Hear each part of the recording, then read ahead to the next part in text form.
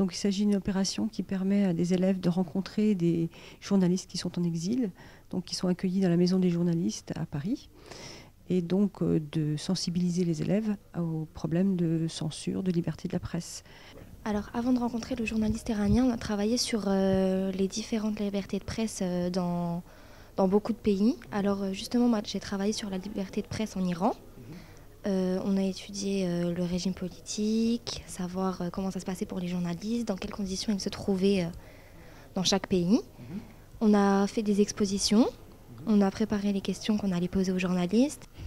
J'ai retenu que c'est très dur pour lui d'exprimer tout ce qui s'est passé.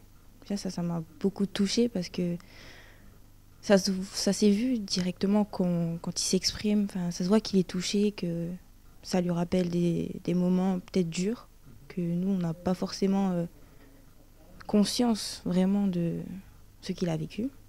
Et que la liberté d'expression, elle est vraiment coupée par rapport à nous ici.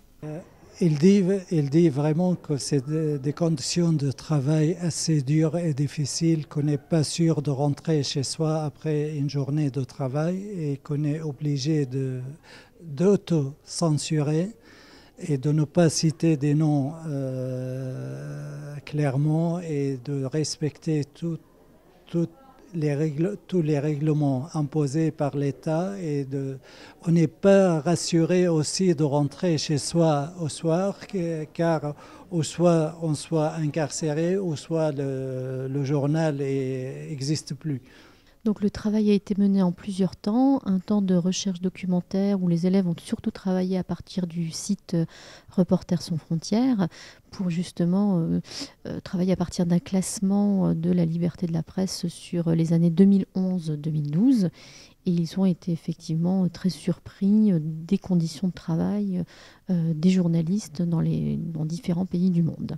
Être journaliste en Iran signifie pour moi prise de risque. Emprisonnement, des choses très dures comparées aux journalistes français.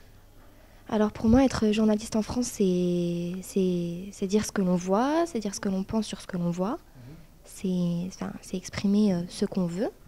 Tandis qu'en Iran, c'est dire ce qu'on nous dit de dire. C'est plus de la propagande, comme on disait sur les 3 chaînes télévisées.